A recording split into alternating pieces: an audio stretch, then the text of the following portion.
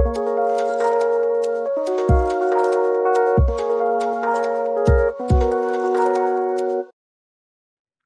this is Zach Brooks with World Transplant Athletes. Tips and tricks by and for transplant athletes anywhere, everywhere, online. If you have a body with a new part and you can move, you are a World Transplant Athlete. As a two-time kidney transplant recipient and frequent participant at local, national, and World Transplant Games, I always wonder, how do other recipients take care of their health and prepare for competitions? Well, there's only one way to find out, and that is to learn from the most inspiring athletes in the world.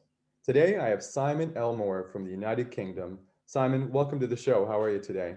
Very well, thank you. Excellent. Looking forward to it.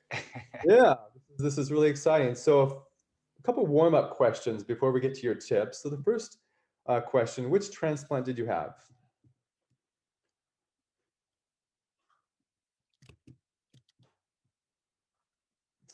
Looks like, oh, you there?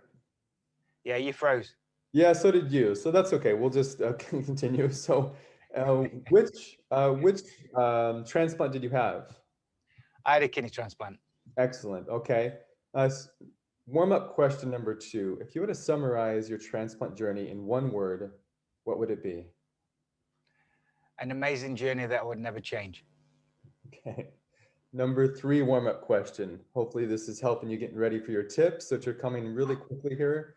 What was your first exercise post-transplant?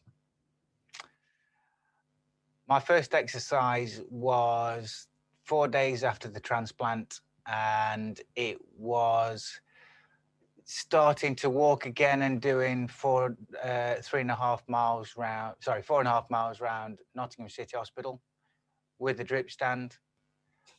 Talking to as many people as I could because I was so excited that I got my kidney, and I was just so hyperactive, couldn't sleep because I got insomnia anyway. So it's walk and talk. Wow. So let me get this picture right. So you have your stand Yep. shuffling around the hospital 4 miles, so over 6 kilometers something, 4 days after the transplant. Yep. Loved it. I What was just exciting. what made you so motivated? Because that's just crazy. I mean, I walked 100 steps and I was so happy, but like what made you so motivated to walk that much?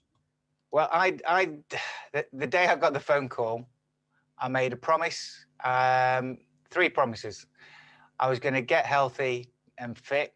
I was going to get to the British Transplant Games in Newcastle that year, 2015, in the summer, which was 6 months and 6 days after my transplant. And I was also going to get to Argentina the following month, 7 months after my transplant, get a gold medal. And made sure the biggest promise was I was going to meet my donor family the following year and present that family with my medal. Excellent. So which activities and sports do you regularly participate in, Simon? Now I participate in pretty much every sport that's going, apart from swimming, cycling, and long distance. There's far too much effort for me, that is. I'm too old. No worries. No worries. So let's get right to your tips. And I'm going to read your tips first of all, and then let's go back to the top. So Simon, for everyone out there, Simon sent me his tips a few weeks ago. So thanks again for that, Simon. And on the show, I'm asking transplant athletes everywhere to send me 5 of their top tips on helping anyone who's just had a transplant or someone like Simon who's participated in lots of different activities. So tip number 1 from Simon is small steps equal massive goals. Tip two, looking at doing activities you might enjoy, even if you haven't ever done them before. Tip 3, try not to push yourself too hard and overexert. Tip 4, drink plenty of fluids, which Simon is demonstrating right now. And tip 5 is live life, do because you can. So let's go right back to the top. So your first tip, Simon, is small steps equal massive goals. Can you tell us about that a little bit? Absolutely. I mean, after my transplant, I looked at what sports I could do and what I knew my consultant would let me do. And I planned to try and reach my goals by doing sports that I'd never done before. So I thought, you know what, let's let's look at what my ultimate goal is and how we can break it down and how I can get there by doing small things slowly. So doing the steps in the hospital were groundbreaking for me to get to a level of I can do this. It was the first goal. I can do this. Body's feeling good. And I wasn't overexerting. That was my worry, that I was going to do too much and it was going to push me back. So first part was get out of the hospital, get involved in sports that I could do. So archery, table tennis, tenpin bowling, lawn bowls, nice, steady sports that were okay to do. And I thought, well, let's do this. Let's start the process at a different angle and do sports I've not done before.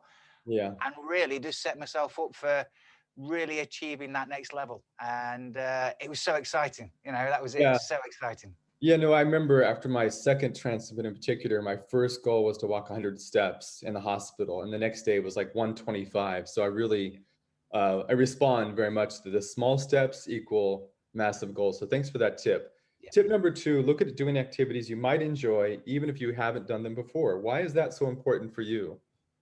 Well, the sports I did were, my challenge was the British Transplant Games. And I've been following the games for only 6 months, to be fair. And I thought, I can do these. Well, I can have a go at these sports and hopefully I'll be good at them. That's the plan.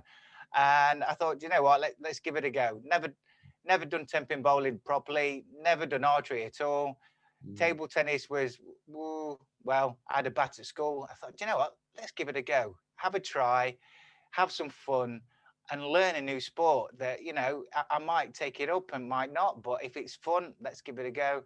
And it was amazing. You know, I took to it. It was fun, exciting, and I got good at it. And with the extra effort, I was able to compete in them at the British Games, and that was phase one. That was brilliant. You know, it was just such an honor and a privilege to be able to get to the games and do something.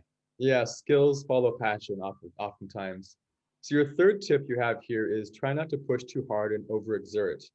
So Yes. so far it sounds like just go out there and do everything. So you're now telling people be careful. Like tell us about this a little bit more. The sports you do have got to be in a place that you are.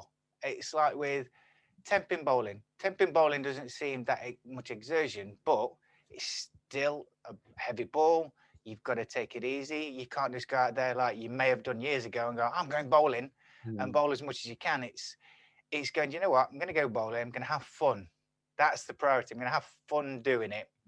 And if I can increase that effort, great. But don't do too much that is going to put you back. You're going to feel tired. You're going to feel like it's too much pressure now. You've gone to that point and you're frustrated.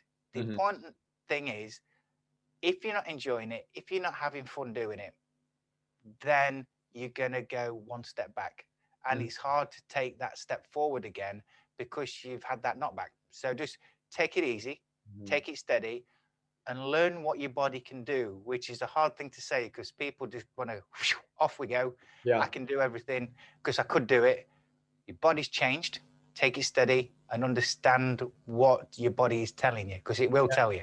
Yeah, I can totally relate to that because after my second transplant, 3 weeks after, I was in the gym on an elliptical machine and I was probably on a lot of steroids and I felt all this energy and I did a lot more than I maybe should have. 1 week later, I was back in the hospital for 3 days. And so I really respond to really taking it easy, especially those first 6 months. If you're out there and you're a lifetime athlete, you know, like Simon said, your body changes. So that is a really important tip. Tip 4, and you're modeling that behavior today, is drink plenty of fluids. So what do you mean by that, and how much fluids do you mean? As I Well, do. yeah, I mean the thing is with fluid, when you've had a transplant, especially for kidneys, you know, I can relate to kidneys more so than anything. Your body has to have more fluid going into it so the kidney can function, the kidney can work hard, but it needs that fluid to keep the balance right. And even after a transplant, you should be drinking between 2 and 4 liters a day on a normal cycle. That's a steady amount. Mhm. However, if you are doing sport or activities, your body is dehydrating so much quicker because your kidney is working, and you need to keep it topped up and overdo it slightly. It's better to overdo it slightly than not drink enough, and really your kidney can suffer. So I would drink, I mean, I've got my cup. Yeah. That So is how much is that right there you have in your hand? that's 300 ml. So So I that would normally drink cups of tea all day long, so and that would be my to get to bonus. 2 liters, you need to drink 7 of those. Yeah. That's the minimum. And if you're doing sports, you're drinking 10, 15, it sounds like, daily of those, more or less this size cup of tea. Okay. Yeah. Or water. Okay. Thank you And for that. and the thing is with that, the importance is that your mindset is, oh, it seems a lot, but if you stagger it out, you get used to it. It's like when you take your meds. Mhm. Take your meds, just have a bit more fluid when you're taking your meds, and it just happens. You know, you get into a routine. It just goes, yeah, absolutely. So your final tip here sounds like a life philosophy. Live life, do because you can. So share with people what you mean by that. Absolutely. I mean, you've had an amazing journey so far. It's been up and down. It's been tough. It's been rough, and you've now got a transplant. The world is open. The doors are open, and you've got so much opportunity to go and live life and have that excitement again that you've been missing. And for me, I love sport. I love coaching kids, coaching adults, supporting everybody, and I wake up every day with a smile because I shouldn't be here, and I understand that I shouldn't be here. So I want to make the most of every day, and my that philosophy is with me for life. Mhm. Live life, do because you can.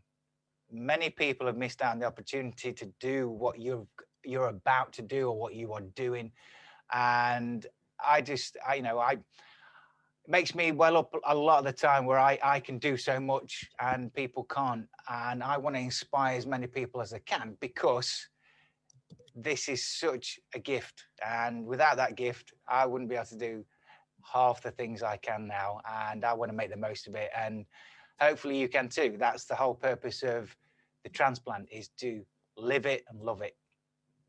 Thank you so much, Simon. So thanks for taking the time to be on the show today. For everyone out there, you can log on to Facebook/ World Transplant Athletes Weekly to follow another athlete who's going to share their tips and tricks. So World Transplant Athletes is tips and tricks by and for transplant athletes anywhere, everywhere, and online. If you have a body with a new part and you can move, you are a World Transplant Athlete. Simon, thank you. Have a good afternoon. Thanks for having me. You're welcome. Bye-bye.